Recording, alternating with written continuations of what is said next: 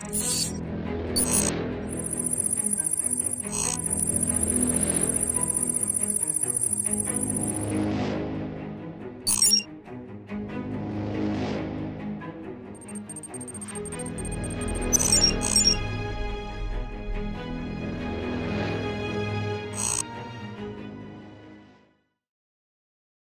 afternoon, everyone.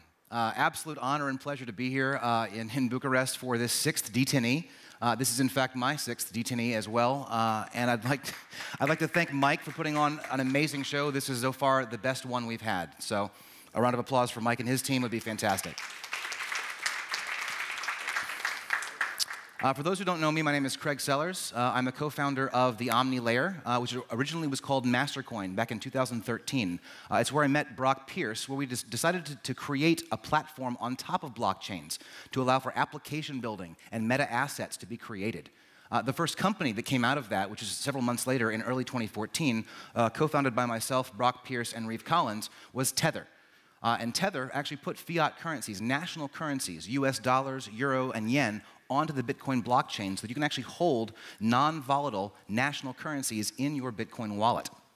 For the past 2 years, I've been working with vAtomic systems on the next generation of digital objects. Now, you guys may be asking, what are digital objects? It's not a phrase that's actually used very often. I'll start by describing digital assets, which is something that probably everyone here is now familiar with.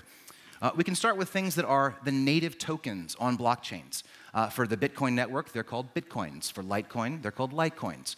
Ether is what lives on Ethereum. And these are all what I define as algorithmic tokens, where an algorithm decides how many of those tokens exist. And everyone on the network, every participant on the network, can actually know for certain that the number of tokens is the same as everyone else sees. Well, something about digital assets, and blockchain assets in particular, I find fascinating, because they actually contain 5 attributes that we get to inherit, not only for the value tokens like Bitcoin and Litecoin and Ethereum, but for other assets as well. The first is that these tokens are finite. Scarcity is an extraordinarily important component of value. And as I said, since you've got an algorithm for Bitcoins, you know how many Bitcoins there are, and you can guarantee that they are scarce and finite. That also means that they are authentic.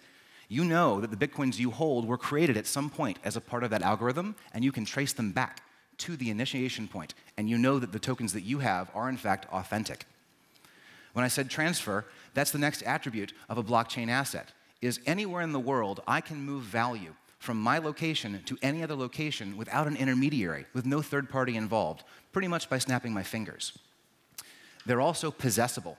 That means that if you don't have the private key for your address, you don't have control over this asset. If I've got my address, my key, I possess this asset. I have control over it and its use and its transferability. And the last I mentioned a moment ago is traceable. Since you can track every single token back to its creation point, that means you can also see it as it moves from address to address along a public ledger, of which the Bitcoin blockchain and other blockchains happen to be today. This is actually a boon for things like aid organizations or charities who'd like to demonstrate to those contributors that their donations are actually going to locations they're supposed to go to. So these are the 5 main attributes of a blockchain asset or digital asset that we get to use and rely upon as we build things on top of the system. So I mentioned algorithmic tokens. When we built Omni, we decided we needed to build a platform that allowed you to create non-algorithmic tokens, what we call managed tokens. So Tether, as an example, has around $25 million in a reserve. And on a one-to-one basis, we actually have 25 million Tether US dollars on the Bitcoin blockchain. As long as those things maintain a one-to-one ratio, everyone understands that one Tether dollar is worth $1. The same can be true for equities or securities. You want to have a one-to-one pairing of these things. You need the ability to manage the number of tokens that are in existence, to create them on demand and to destroy them on demand. And the same can be true for any arbitrary property that exists in the real world. Here's one interesting thing about all of the tokens I'm describing here. They are all considered fungible. One Bitcoin is the same as any other Bitcoin. One Tether dollar, the same as any other Tether dollar. That's actually very, very important for the use cases I've described. But I'm actually beginning to wonder, and I'm going to share with you guys the curiosity, what happens if digital assets don't themselves need to be fungible with one another? What if they can take on extra attributes? So here are the 5 attributes of a blockchain asset. Let's actually walk through the progression of digital objects as I described. First, you start with Bitcoin. Algorithmic issuance, we know how many there are.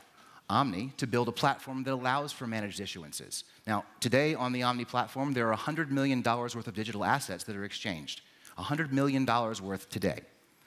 Tether used that property to actually create $25 million worth of assets that are moved every day. All of these things are fungible. What happens if I add localized rules? What happens if I allow these objects to interact? What happens if I make these objects programmable? Now, all of a sudden, this digital asset has become something more than just a fixed asset. It can become a bond. It can become a small program. It can become an app that I own and can transfer.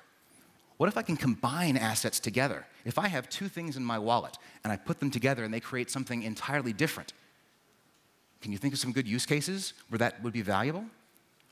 What about redeemable? Now, Tethers are redeemable. If you turn in a Tether token, you'll get $1 in return. But what if an issuer, like a brand or a product manufacturer, wants to do a pair of shoes on the blockchain?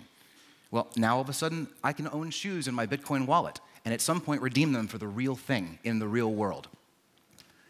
Digital objects can be network aware. They can listen to oracles. They can listen to Twitter feeds. They can listen to web pages.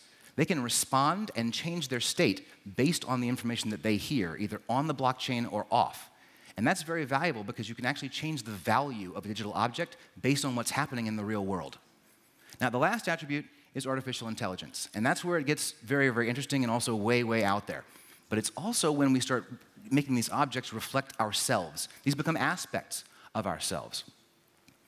So here's an example of a digital object. It's not a simple balance or a number in a Bitcoin wallet. It's an interactive piece of media. This is a collectible card for Jeff Gordon, who's a NASCAR driver. Now, if I happen to hold this in my Bitcoin wallet and Jeff Gordon wins a race, network-aware objects will know that he's won the race, and all of a sudden my collectible card has become a commemorative card celebrating the fact that he has won. That has now changed the value of the object that's in my wallet, and if I try to exchange it on a decentralized exchange, I can get more money for it. If the next day comes along and I can pick up a digital object, it's going to be the regular Jeff Gordon card because I didn't have the one that was special. So you can all of a sudden have special assets. Now, for anyone here who has actually played Pokemon Go, you realize that there are objects around you right now that you can't see. The very beginnings of augmented reality are this little camera. And as you scan the room, you may very well see digital objects that you can pick up and interact with, which means issuers of these assets and these objects can direct traffic. They can move people around to combine objects to become redeemable things. I can get an ice cream at a mall, or I could send something out to many of my friends and earn the right to redeem things over and over again by spreading these objects around. Here's the fun part, and the hard part, is at the base of all of these technologies is the concept of your identity. Who are you? Well, you may not know this, you're actually a digital object. You just don't know it yet. If I asked your bank who you are, they would look you up in a database somewhere and they would tell you things like your balance and your social security number, the things that they know. If I asked your government, they'd ask, you know, here's his driver's license and here's how much taxes he paid. If I asked Facebook, well, they're going to know my entire social network and the things that I like. But there's something in common about all of these things, and I don't own any of those identities. That's Facebook saying who I am, or the government saying who I am, or my bank saying who I am. If you've gotten the theme of what's going on here with digital objects and decentralization, I am who I am. How do I define myself as a decentralized identity? We boiled it down to 3 attributes. The first is the projection. This is a mirror reflection of the real world. I am is where it starts. I am Craig. That's valuable to me. I can also affirm that someone else is Jake or Jason or Mike. But they can also affirm that I, in fact, am Craig. My bank can say, this is Craig, and he's an accredited investor, which means I can invest in things in a smart contract or in any other way. I can be identified. But I also have to be able to delegate that authority. I can keep information to myself, or I can share with others. I'm an accredited investor. Or if you're my mortgage company, you can take money out of my account once a month. Nobody else can, but that's me. That's my ability. That's my right. That's my identity. So what we're doing is we're actually forming a consortium of companies in the blockchain space, all realizing how important decentralized identity is as the core basis of what we need. And we're calling it Core ID.